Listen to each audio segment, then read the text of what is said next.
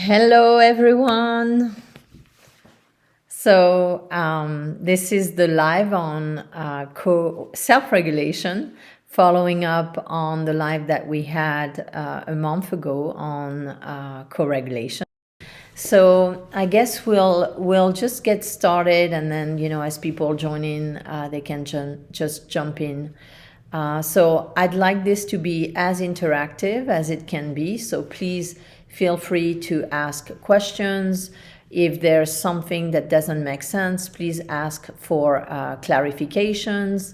And if you have certain experiences as we do the practices, please feel free to share them or to ask for some support and clarification about what it is that you're experiencing. I'm seeing Candice here also joining, and she's saying she's on a healing journey from a collapsed state 7 weeks ago. Okay, I'm really sorry to hear that, Candice, and you're in the right place. I'll do my best to help you. And also I want to mention, since Candice mentioned collapse, that there are a lot of different ways that we get dysregulated. Sometimes it can be states of overwhelm. It can be, which is part of hyperarousal. That said, dysregulation can also be hypoarousal. So I guess I'll just wait on that for a second so that I kind of give you an idea about different states that we go into. But I just want to make that distinction between hyperarousal and hypoarousal, and that both are the way that our nervous system, when we get out of our window of tolerance, gets dysregulated. Okay, I'm seeing Julia here. Hello, Julia. Welcome. And Mary Lou is saying her intention is to be open and to receive. Wonderful. Julia says she got tea. I have some nice hot beverage here too. Seeking inner peace, Laura from Colorado. Okay. So does anyone want, because I want this to be interactive, does anyone want to comment on what they understand self-regulation to be? So what is it that we do when we're self-regulating our nervous system? So, and also I wanted just to give you kind of a point of reference for my understanding of nervous system regulation. So I'm a somatic nervous system coach, and I have trained with the Polyvagal Institute with Dr. Stephen Porges and Deb Dena and Dr. Ariel Schwartz. So my intention here is to share all that I've learned and to help you access really simple tools that can help you come back to regulation. So Mary Lou, yes, that's true. And that's not true for someone who is in collapse or shutdown. So self-regulation is basically how to stay within the window of tolerance based on the different sensory input of the environment and the challenges that life brings.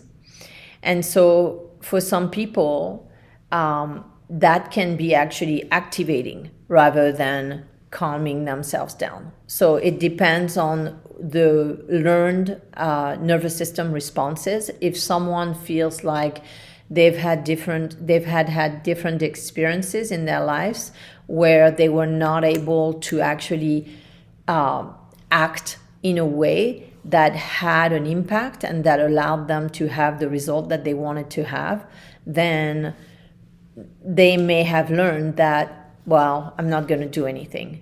I'm just going to, to freeze or to shut down or collapse.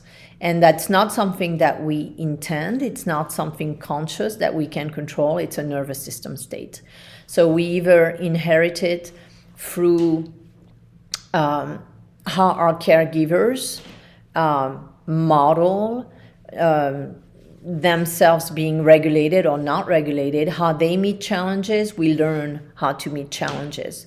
So we're not like on purpose deciding, oh, I'm going to collapse or I'm going to, to shut down or freeze. No, it's our nervous system saying, I can't do this, right?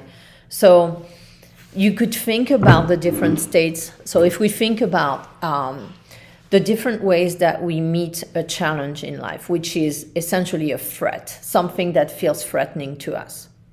The first action is we fight, right? So we're going to go back to kind of like what happens in nature. First, we fight. If we can't fight, we flee. If we can't flee, we freeze.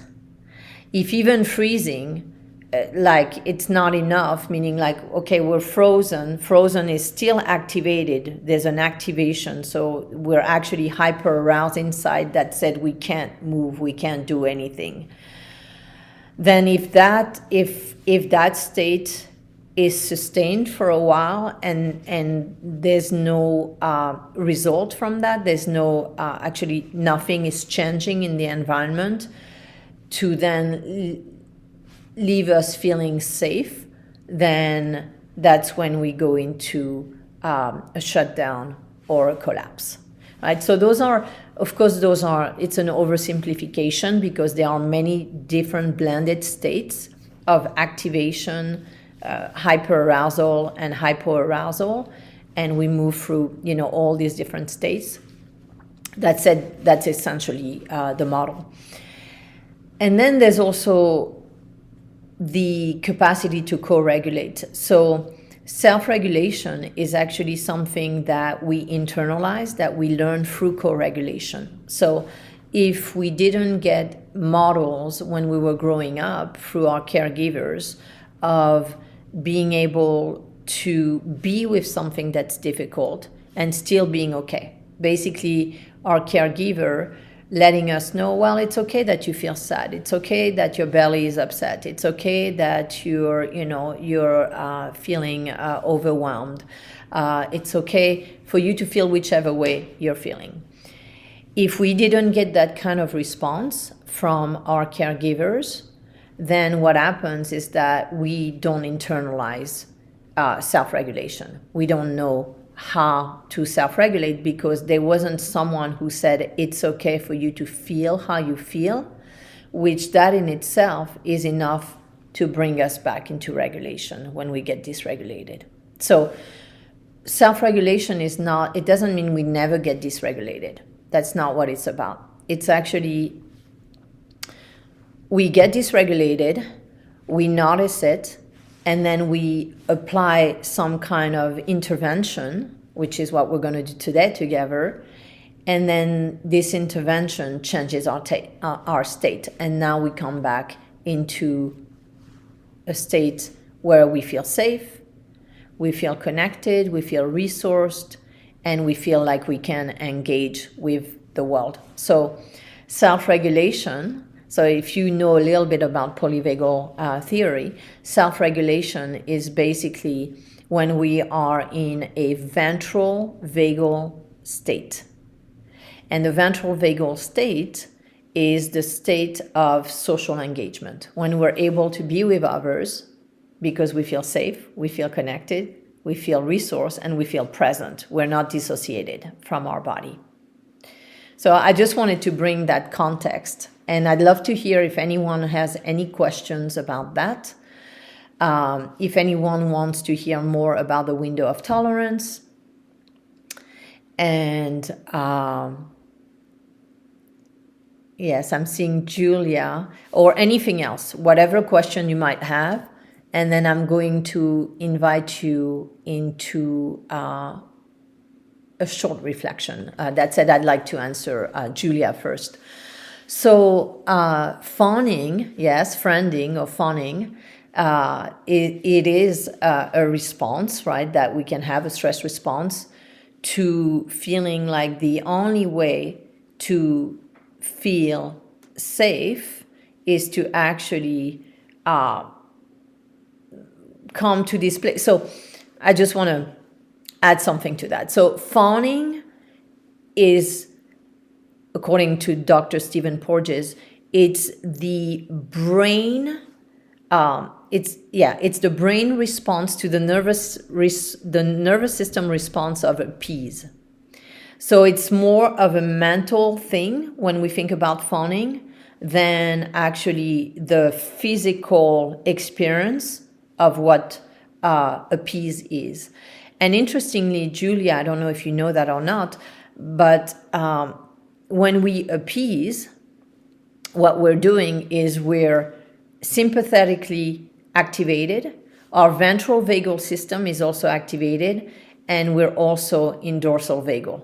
So it's like all of the systems that we have in the nervous system that could get engaged at different times, they're all online for survival, for us to feel safe. So we're sympathetically activated. We're like, okay, something's going on and I need to be alert. And at the same time, we don't know what to do. We don't know exactly how to be. There's like a kind of like a free state.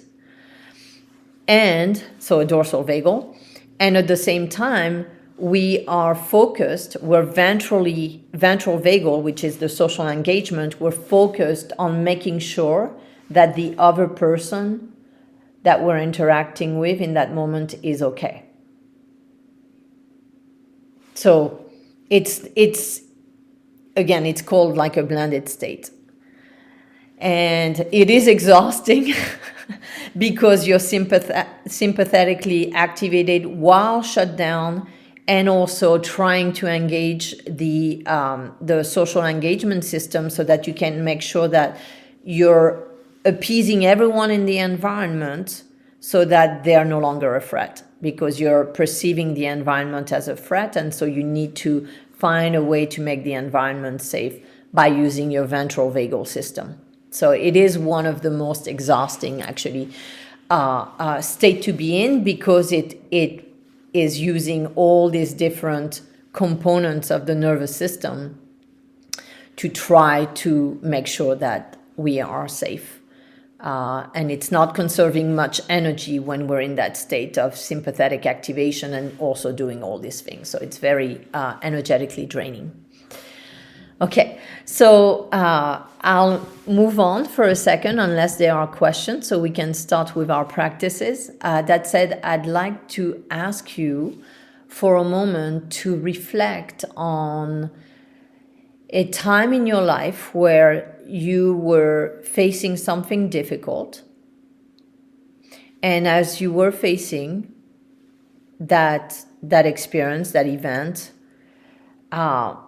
that you were able to stay regulated, and that you did not feel overwhelmed, or you didn't shut down, or you didn't, start to feel maybe angry or anxious or stressed.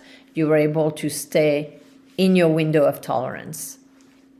And the reason why I'm asking for you to reflect on that is that if there are moments that you can draw from, that you can remember, where you're able to meet the moment, that is self-regulation. So in that moment, you were able to face the difficulty. Your nervous system became flexible. It brought in, a sense of resilience, and was able to meet that challenge.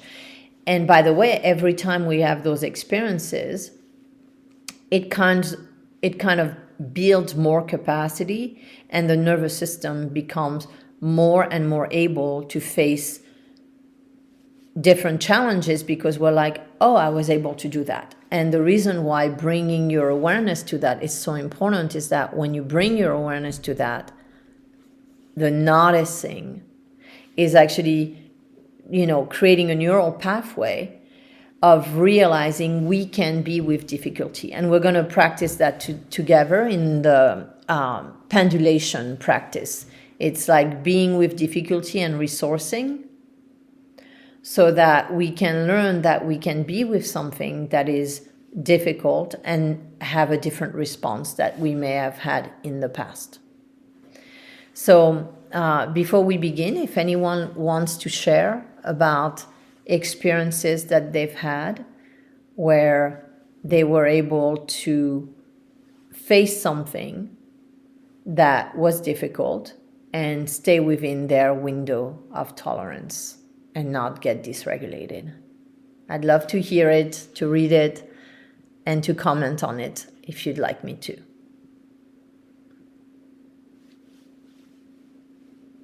Agata, I hope I'm saying your name right, is saying when her mother was dying, I'm so sorry for your loss.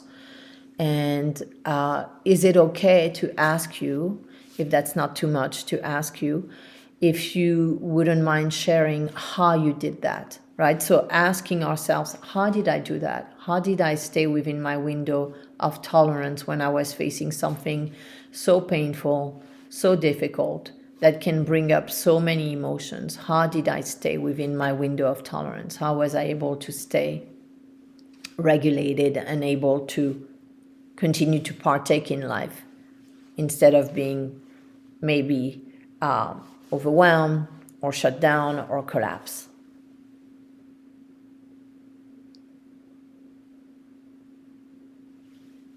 So Agata, for those of you who are not seeing the chat, is saying she focused on being present. And by the way, Agata, wonderful, because being present, right, allowing ourselves to feel what we feel and being present with everything that is arising in us is, so in presencing language that comes from focusing, this is actually how we self-regulate. It's one of the ways that we can self-regulate, just by practicing presence. And truthfully, if I think about it, and that's going to be our first practice, all of the self-regulation methodologies and techniques out there, they're all about bringing us back into the present moment. So however we did that, Agota, if you want to share, so Agota is saying that she connected with her inner self and being with the experience. Beautiful. Yeah. So that's very regulating when we are able to be with ourselves through difficulties and to remain with the experience. That in itself is going to widen our window of tolerance and allow us to be with the pain and to be with all of the different feelings and emotions that come up and to stay regulated instead of blending, merging with the different parts of ourselves that have different, very strong emotions, and then that becoming, basically the whole reality within which we exist. Okay, so how about we start with a practice of self-regulation that is very simple. And by the way, all the self-regulation practices are very simple. And that's the beauty of self-regulation. It's very accessible. So you're going to start by really feeling yourself, if you're sitting on the ground or if you're on a bed or in a chair, just really arriving and allowing yourself to feel your feet on the ground if they're on the ground, and gently pressing into the ground. And as you press into the ground with your feet, feel the earth pressing back. So get that sense of pressure, pressuring. You're pressing down and there's a force also pressing up.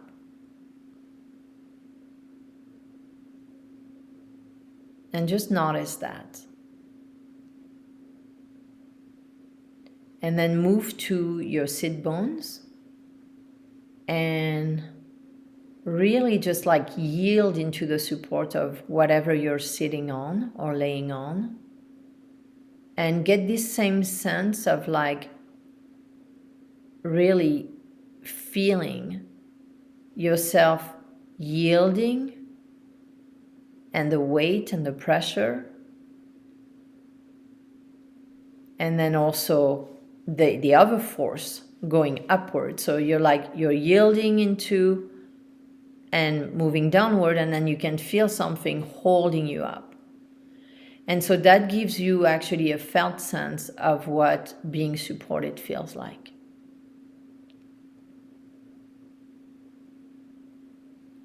And just allow yourself to feel into that. What does that feel like? To feel supported, to arrive in your body, to feel grounded. You may notice that your breath maybe deepens. You may notice that your shoulders might drop. Maybe your neck relaxes. Maybe your facial muscles relax.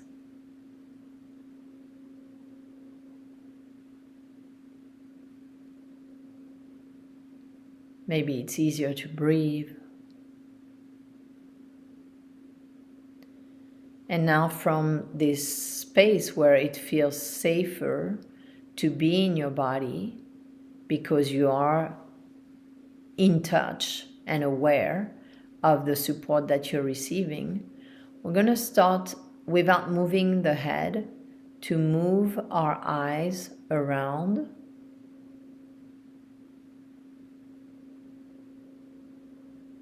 So you're going to move your eyes to the left and just notice what you see. You can even name those things out loud or to yourself. Noticing the colors, the textures,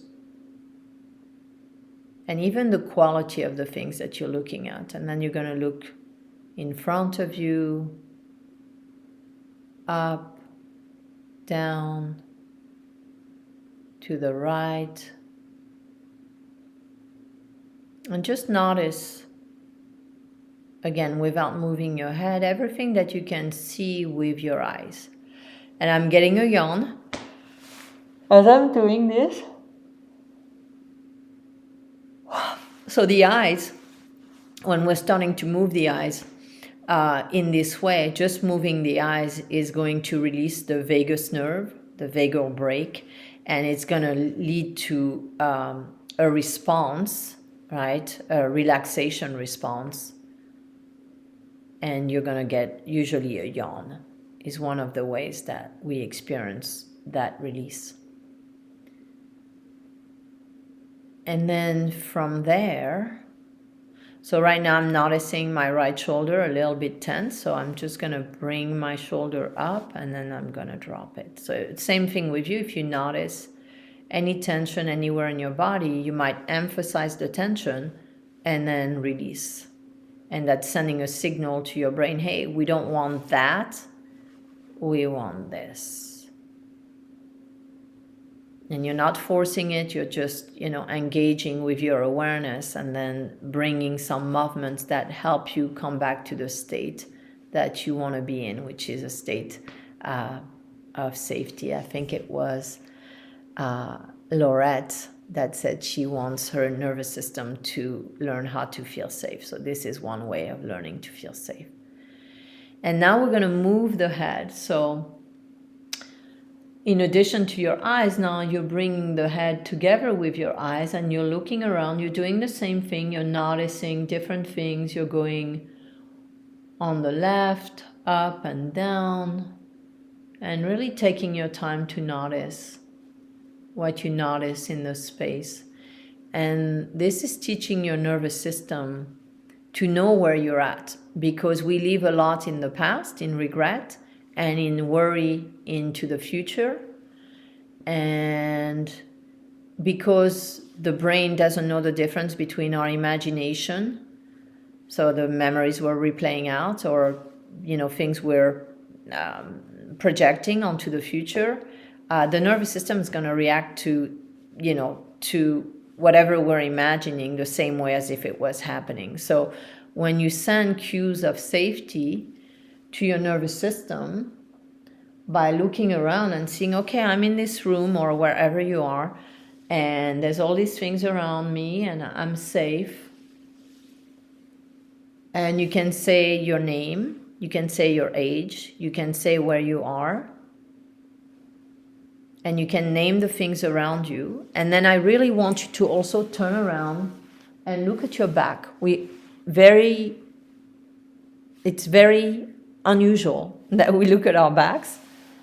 And this is where a lot of the neuroception, when our nervous system is kind of like looking for cues of safety and danger. If we're not looking at the back and we're not seeing, hey, everything is okay at the back, yeah, I'm good here, there's no threat in the back, then the nervous system is going to be processing, hey, maybe there's a threat back there. Maybe there's something I'm not seeing. Maybe there's something I'm not really tuning into.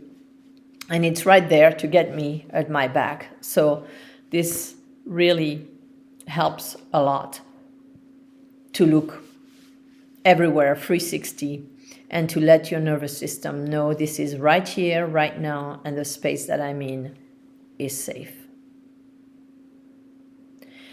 And now after doing this, just notice, how are you feeling now? How are you sitting in your chair? How are you in your body?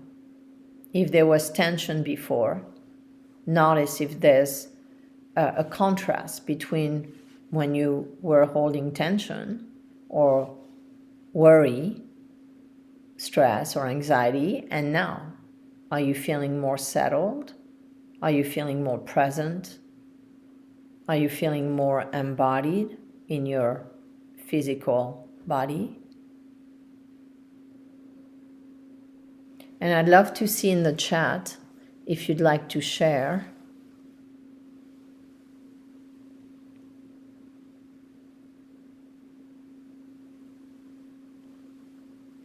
And thank you, Agota, for giving more context to how you were able to stay and to be with yourself through this difficult time. I really appreciate it. And I'm getting a lot of yawns.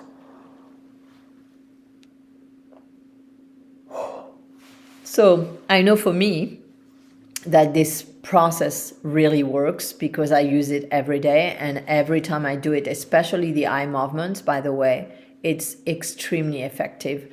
And next month, I'll be doing a neuromodulation live. And in that neuromodulation live, we'll be using the eyes a lot. And by the way, I'm just going to give you a preview. Like there's a process of, if you move your eyes to the left until you get a yawn, and then move your eyes to the right until you get a yawn, you are actually, again, releasing your vagus nerve and getting some of that parasympathetic rest and digest energy into your system. Okay, so I'm not seeing anyone commenting in the chat on how that was for them. That's fine. I'm going to move on to the next practice, but please know that you can always comment and ask any questions about the practice, any clarifications. I'm here to answer anything. And also just wanted to, thank you, Vida. I'm glad you enjoyed it. It's so simple and so easy to practice, and it takes 2 minutes.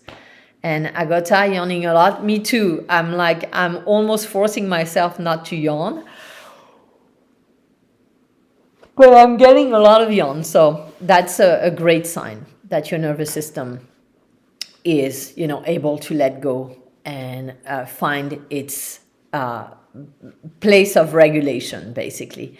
I also want to say Insight Timer invites us to ask for donations. So if this is helpful to you and if you'd like to donate, we always appreciate the donations. They help us to continue to create free content and to do those lives for free.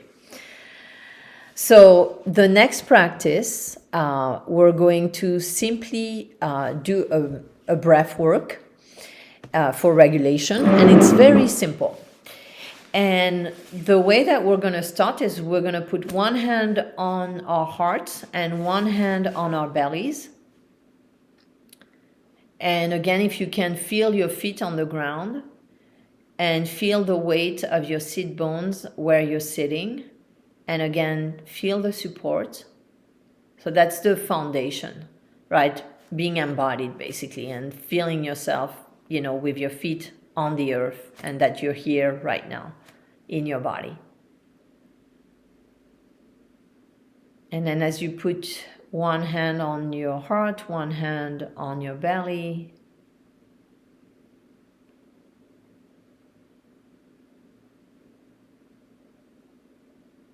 just notice what happens. Just by virtue of, we haven't even started the breath yet, but we're bringing support to our lower abdomen. So in Chinese medicine, and we can talk about the chakra system too. So in Chinese medicine right now, we're accessing two centers, the lower dantian and the middle dantian. The lower dantian is right underneath your belly button. And there's a point there, 3 fingertips, like underneath the belly button, that's called the sea of energy. So when you feel like, so for those of us here who are working with freeze, collapse, shut down, that's a really helpful practice to bring the hand to the sea of energy and to really feel the warmth and the energy from our hands. So I don't know if any of you practice Qigong, for instance. If you place your hands, I'm just showing you that momentarily, like this, you're going to feel energy between your hands. So your hands, there's a chakra here. There's an energy center. We have a lot of nerves in our hands and in our feet.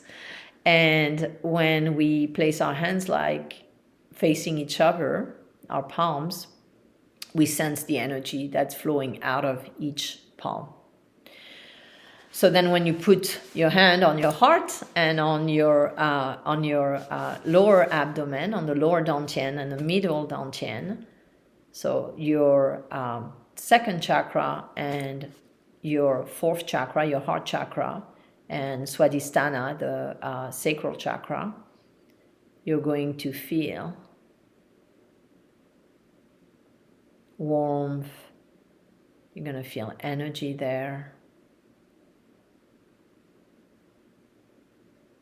And that in itself is soothing. It's regulating to do that. And now, as you do that, you might notice, oh, my breath is a little bit more expanded. Like I can feel the breath moving into my belly. And by the way, with your hand there on your belly, you can bring the breath into your hand. So imagine as you're inhaling, your hand moves out and you feel your belly filling.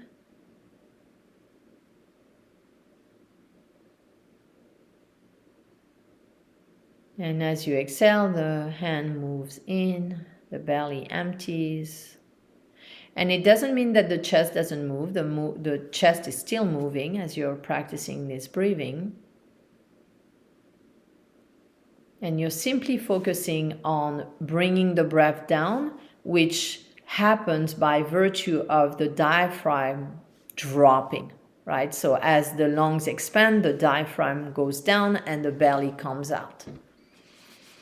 So we're not necessarily, it's not that we're breathing into the belly because our lungs are up here. It's that as we really feel the space of our lungs, now the diaphragm drops and the belly expands. And by the way, something that's very helpful is to actually feel that you're breathing into also your kidneys, so the lower back.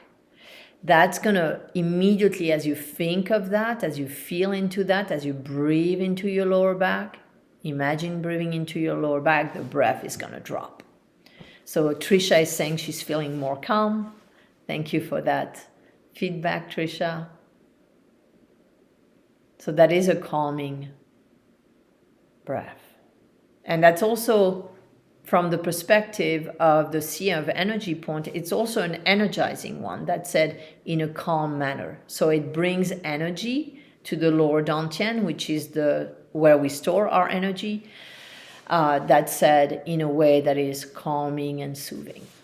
So it's not gonna, for someone who's in collapse or shutdown, it's not gonna bring more collapse or shutdown. It's gonna bring a sense of calm and also calm energization, basically. We're energizing in a calm way.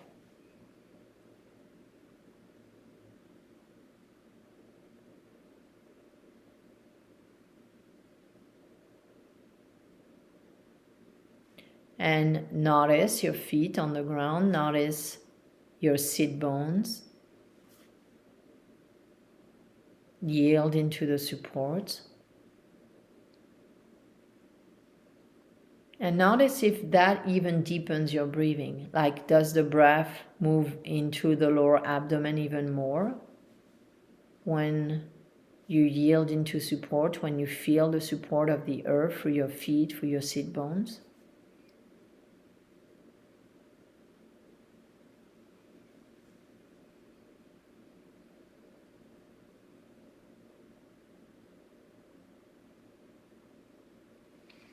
And then eventually, just for the sake of time, because we have 3 more practices, eventually you can then lengthen your exhale. So you would breathe 4 in, so breathing in to a count of 4 and breathing out to a count of 6. And I believe the most recent meditation that we published for self-regulation, I believe it's called maybe nervous system reset. It's the newest one. For self-regulation, that this one has this practice in it of lengthening the exhale, right? And when you lengthen the exhale, so one thing that's really important when we're learning to self-regulate is that when we're lengthening the exhale, we want to be very gentle and really just let it happen very naturally, because a lot of the times when people are doing breath work, they're actually triggering sympathetic activation because they're forcing and they're trying to lengthen the exhale and to deepen the exhale, and that is activating. So it's like counterproductive to what they're trying to achieve, which is to slow down and to relax and to bring about an activation of the parasympathetic nervous system. When they do it with force, or when they do it and they're just like applying a little bit too much pressure, then it's going to activate them instead of enable them to calm their nervous system down. Okay, so does anyone have any question about this practice or any comments about their experience? I would love to hear it and to answer any of your questions before we move into pendulation, which is building distress tolerance. So how to be with stress. Agota says she loves Qigong. I love Qigong too. And I'll be teaching Qigong. I'll be doing the live on Qigong, with Qigong, using Qigong for nervous system regulation, I think in February. So I hope you can join us, Agota, for that. So by the way, for those of you who don't know about Qigong, Qigong is like a way of managing our life force and improving our health, improving our well-being, improving our mental state, and basically aging, slower. Candice is saying she's yawning a lot. I want to yawn over and over again. So I'm so glad you're yawning, Candice. It's a sign that your vagal brake is releasing, and that now you're able to let go, and that you're having, a vagus nerve response to these practices. So yawning, sorry for saying it, burping, that's another way that we get releases. Those are the most common ways. Sometimes shaking, just like animals in nature. If you have like some stress that's built up in your nervous system, the release might be a shake. Like sometimes people spontaneously start to shake like that. And that's a way to release the stress from the nervous system.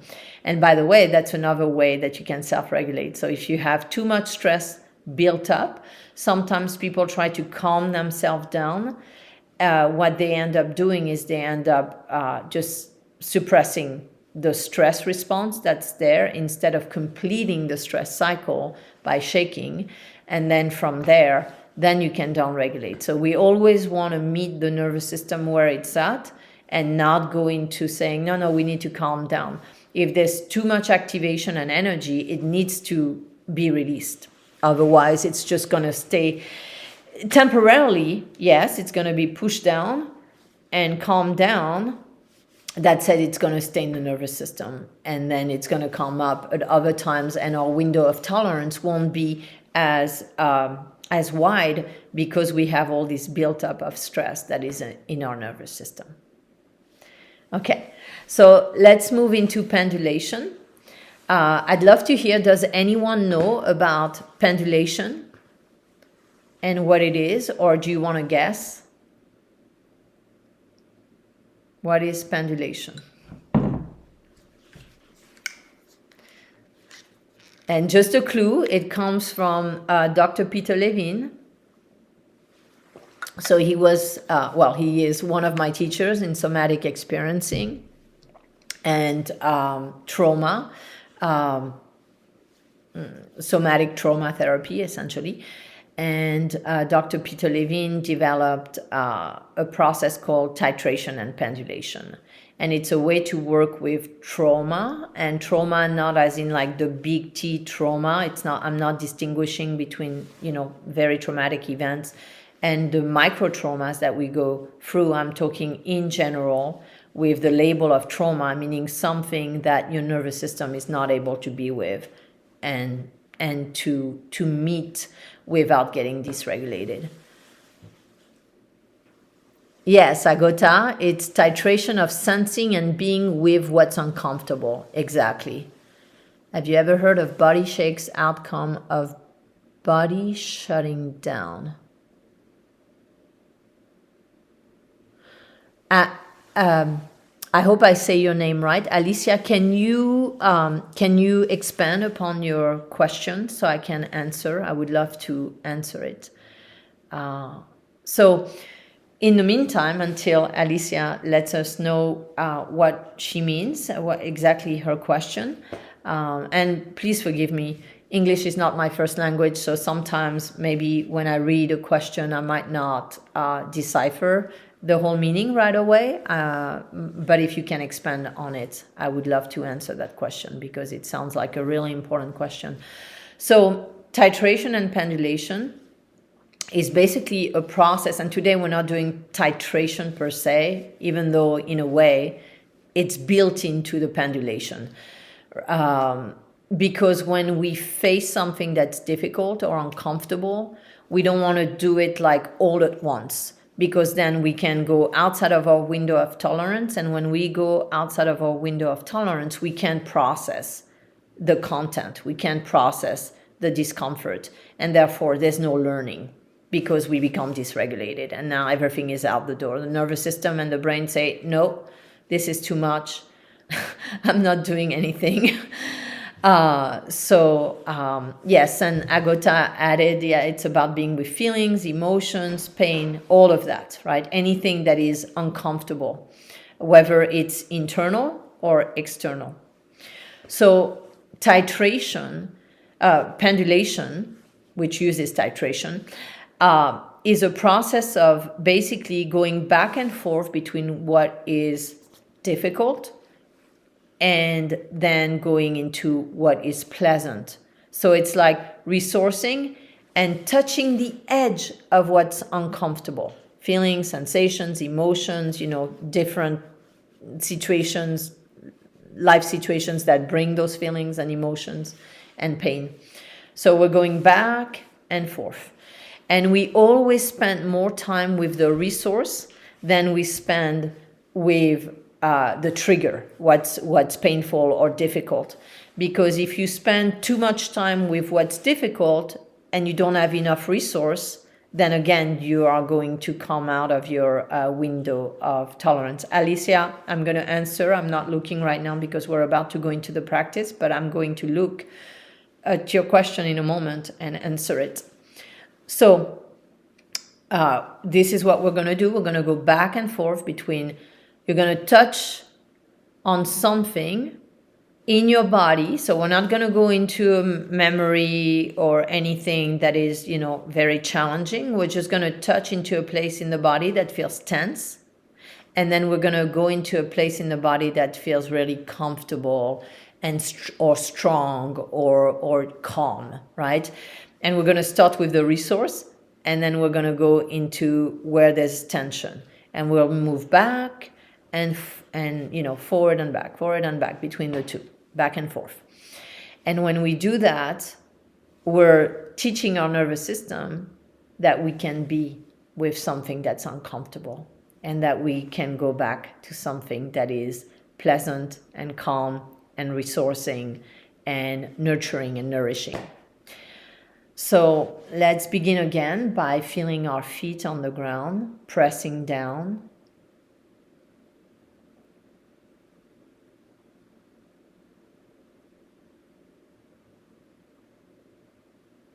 Feeling our sit bones. And again, yielding into support. So that's already resourcing, right? We're yielding into the support.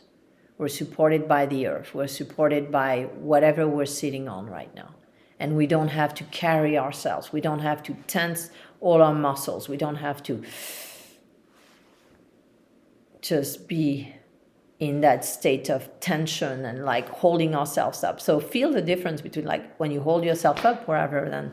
And I'm not saying collapse. I'm not like this, right? That said, I am just leaning into the support and yielding into the support.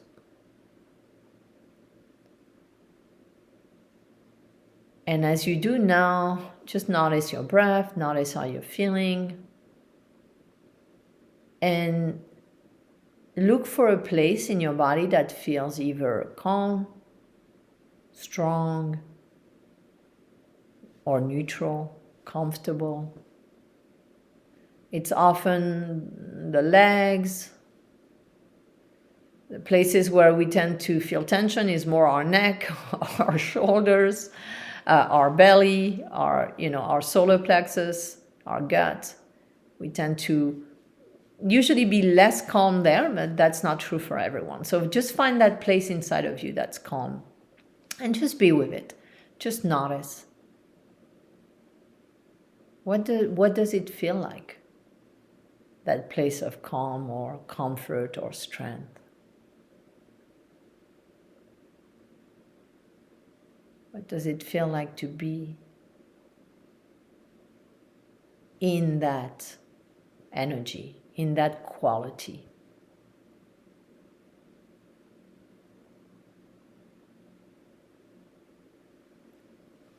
And then switch to a place in your body that is maybe, again, don't go like to something really, really strongly dysregulated. Just feel a place that has like a little bit of discomfort, maybe a little bit of pain, tension, contraction. Just notice a place that's not as relaxed as the place, your resource place. And just allow yourself to be with that for a moment. If it's too much, turn down the volume. Imagine you have a knob. So by the way, that's your vagal brake. And you're turning the volume down, either a slider or a knob, and you're like, yeah, not so much. It's a bit too much. That's self-regulation, by the way.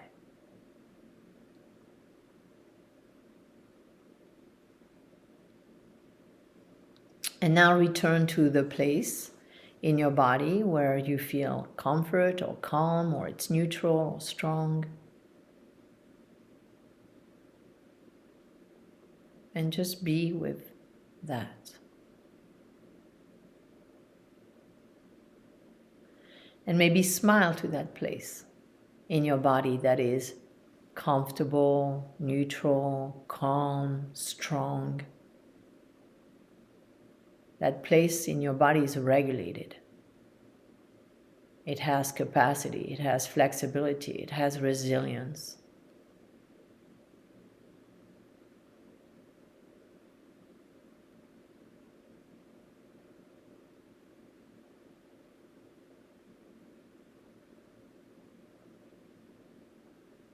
And now gently touch back to the place that was feeling contraction, tension, a little bit of maybe pain, just anything that is just minor, nothing extreme.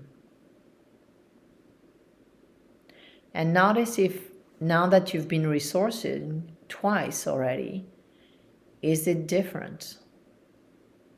You're not trying to change it, you're still being with it, and you're just noticing, is it less contracted? Is it more neutral? Is it more open, less painful? Calmer? And now go back to resourcing, moving to a place inside of you where you feel calm, comfortable, strong, or neutral.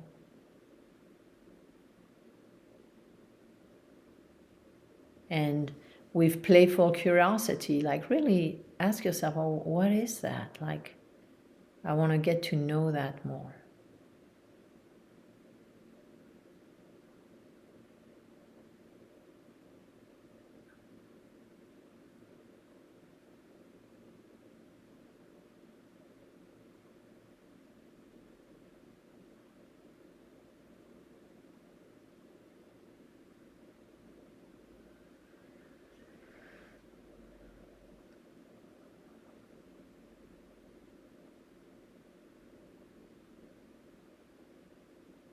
And then maybe bringing your hands on your heart for a moment. So we end with the resourcing. And just thanking your body and your nervous system for being willing to go back and forth, to touch the distress, to touch the difficulty, to build this kind of tolerance to what is not as comfortable, what is not as free, open, calm, strong in your body.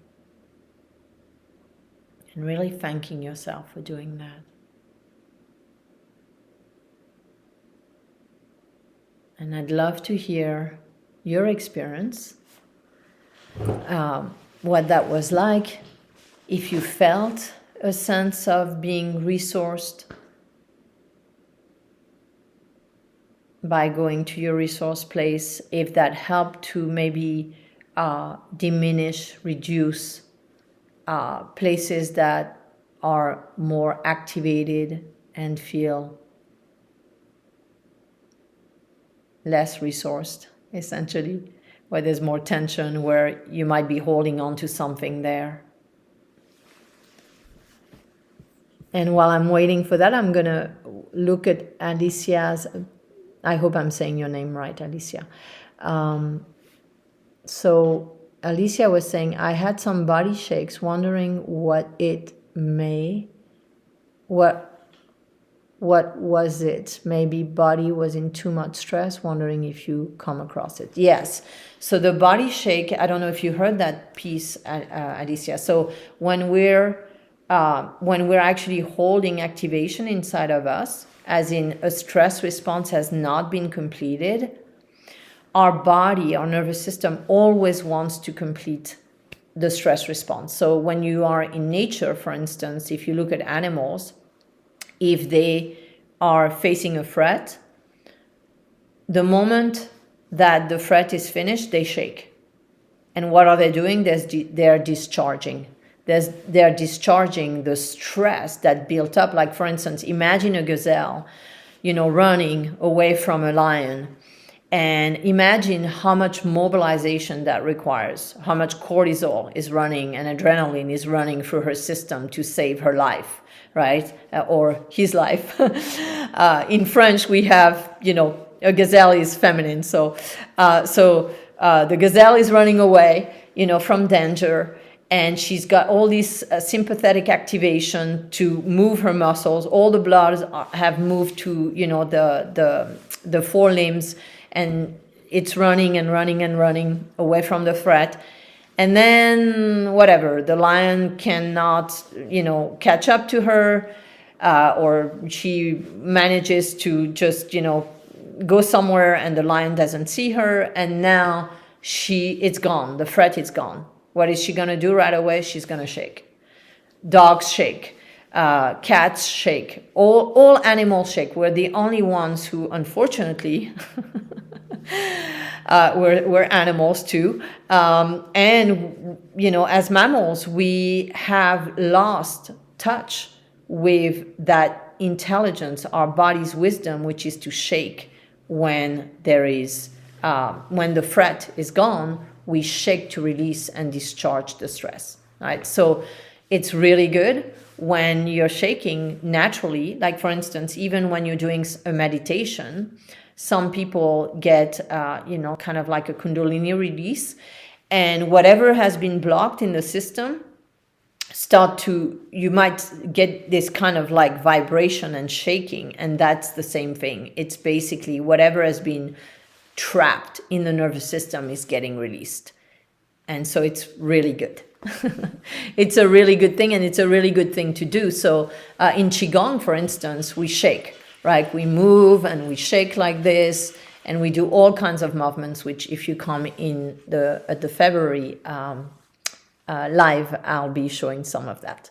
Okay, so I want to read what Vida said. Vida, nerd input: if you are discharging your nervous system through shaking but are in strong dorsal state and the sympathetic energy underneath the dorsal is dislodged, it can be too much sensation all at once, leading to a deep shutdown. We want to come out of dorsal state slowly. Absolutely, Vida. Yes. So that's like the titration. We want to do things slowly, right? If someone has been in a dorsal vagal state for a long time and shut down, very slowly bringing the energy back online. And if we're discharging the nervous system, doing it very slowly and consciously and progressively. So thank you for that, Vida. Isaline, I hope I'm saying your name right. It's so cool. Alicia, it was scary and powerful. I thought I am having a stroke. Yeah, I hear you. So I don't know if you have been, I can't remember if you, I don't think I read that at the beginning in the comments. So I don't know if you also have been in, dorsal vagal shutdown. That said, like Vida was saying, you want to take it slow, right? You want to really take your time and maybe do, like mini shakes. But when it comes naturally and your nervous system is discharging by itself, then what you want to do is just, if that feels like a lot, you want to do some containment. So you bring your right hand underneath your left armpit, kind of like, this is corresponding to where the heart is. So you're containing, and then you're holding yourself.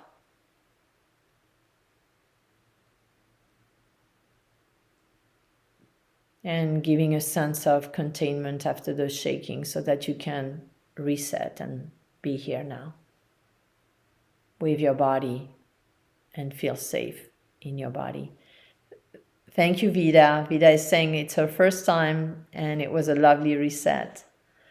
And she must go tend to a little one. Thank you for being here. Thank you for making the time. Really appreciate you.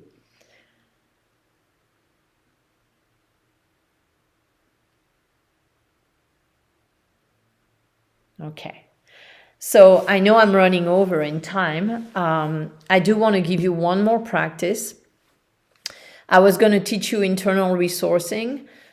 That said, you can do that by using the meditation that we have, which is called My Happy Place. So I'm just going to talk about it very briefly. One of the best way to bring about neuroplasticity in the brain is our imagination. So when we use our imagination, we are going to basically be engaging our senses and our whole brain if we use all 5 senses, and creating new neural pathways. So My Happy Place, the practice we were going to do for internal resourcing is basically finding a place that feels extremely safe, which is also relevant to what Laurette was asking earlier on at the beginning. And it's about really just like with your imagination going to a safe place and practicing that. And every time you feel yourself on the edge of your window of tolerance, about to get dysregulated, go to your safe place. And creating that safe place, if you don't feel like you've had that in your life, some people have a lot of trauma, or they have, chronic conditions, and it's hard to feel safe and to have a safe place.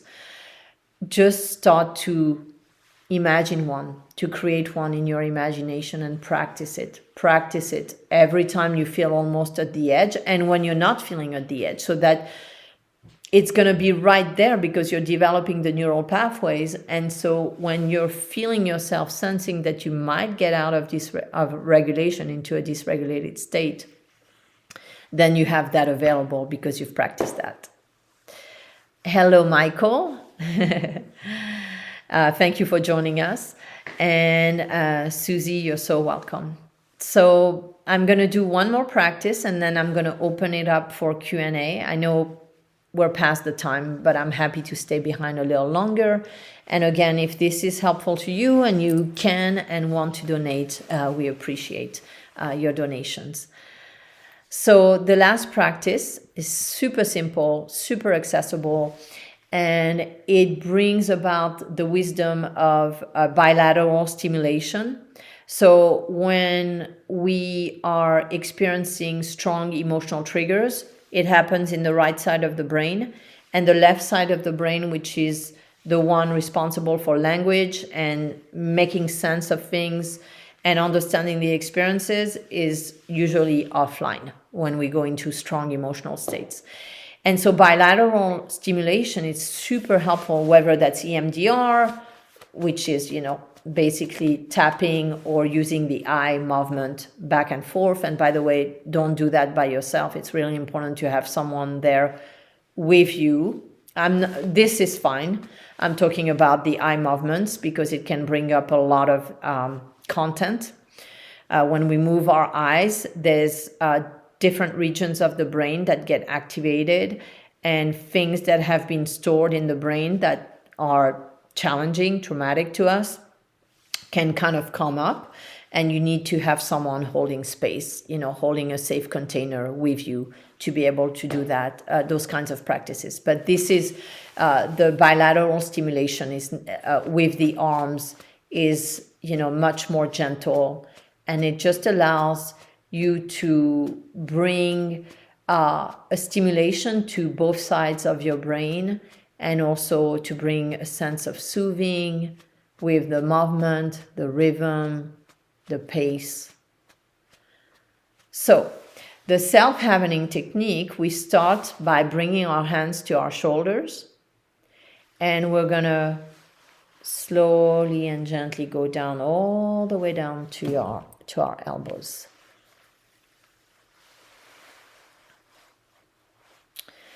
And depending on where your nervous system is at, you might be going faster. So when someone is really activated, they might start like this.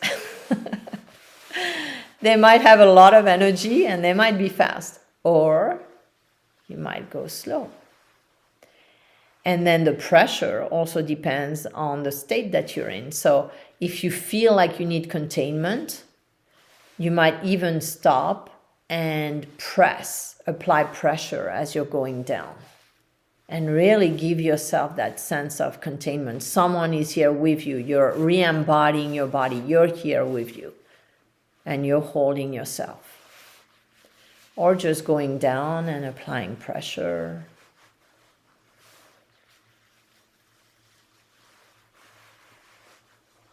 And just really feeling into that, what that feels like. Sensing. That's usually very soothing. By the way, when we're doing that, we are activating the neural pathways in our brain of soothing and regulation. So it's very, very helpful. And then if you want, you can tap once you've done that. So now I'm tapping fast, kind of fast, but then you can.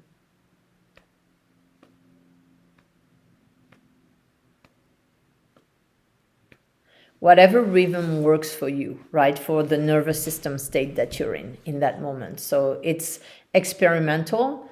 It's like, okay, you're tuning into your own nervous system and what it needs in that moment, and asking it, hey, what do you need? What can I give you right now? And then giving it to giving that kind of support to your nervous system. If that doesn't do it for you, you can also very gently caress your face. And again, you can apply pressure if you feel like you need more containment.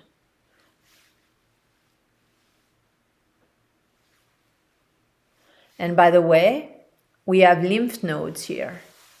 And when we do this, we're actually activating, they're very sensitive, our lymph nodes. So when we do this, we're activating the lymph nodes to actually start to clear whatever we've been holding, the toxins, right? When we have holding patterns, the blood is not flowing well in those areas, and tension, and then toxins tend to accumulate. So when we do this,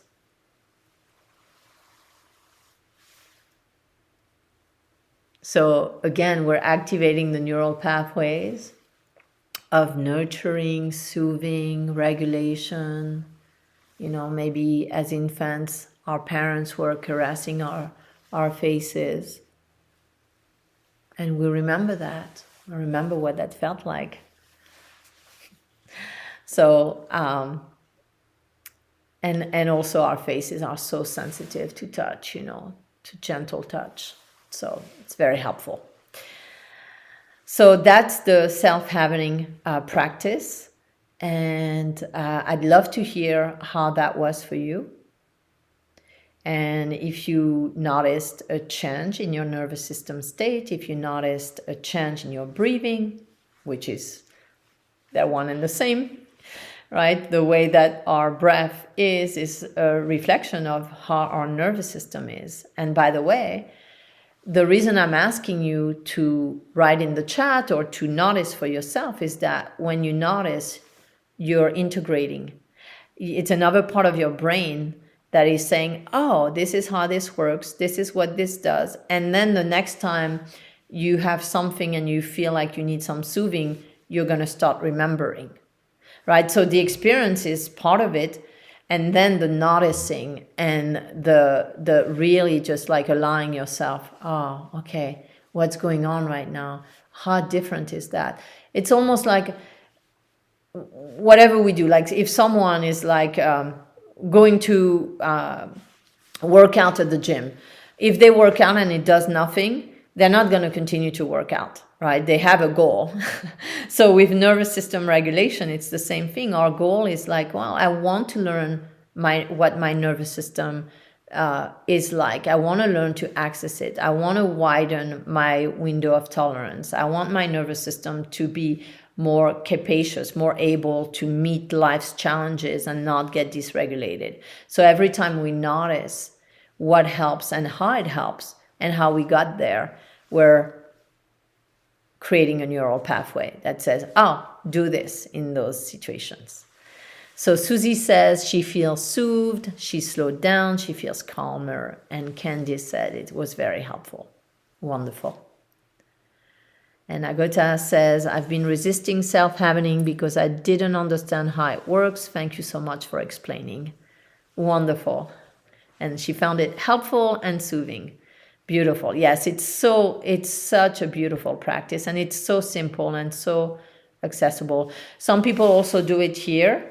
They just, which is also really helpful because we if the heart is braced, if we're braced because of life situations that are difficult and we're feeling a little bit like closed up in this area, that also is going to open that. And in Qigong, in February, I'll be teaching different practices that really just open the chest, open the heart, and allow you to have also that the nervous system feel, regulated just by virtue of being open. So for today, that's it for practices. I'm going to be wrapping up in a moment, unless there are comments, questions, if there's anything that you feel you're not clear about, or if you have a specific situation that you'd like to know what to do in those moments. The practices I taught you today it's just a few of them. At the end of the day, the practice that works is the practice that works for you.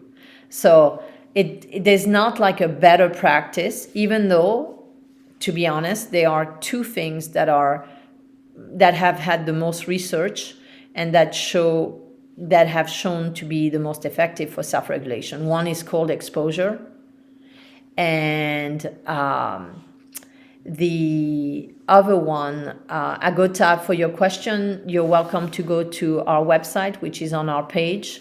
I'm not sure if that's acceptable for Insight Timer. I'm just letting you know that would be one way to do that. Just go to our website. So whatever it is that I lost my train of thought, because I know that Insight Timer is very strict about donations and how to do that. So I'm just saying that. So I'm not sure if someone wants to tell me where I was. And I know I was inviting you to comment and ask questions. And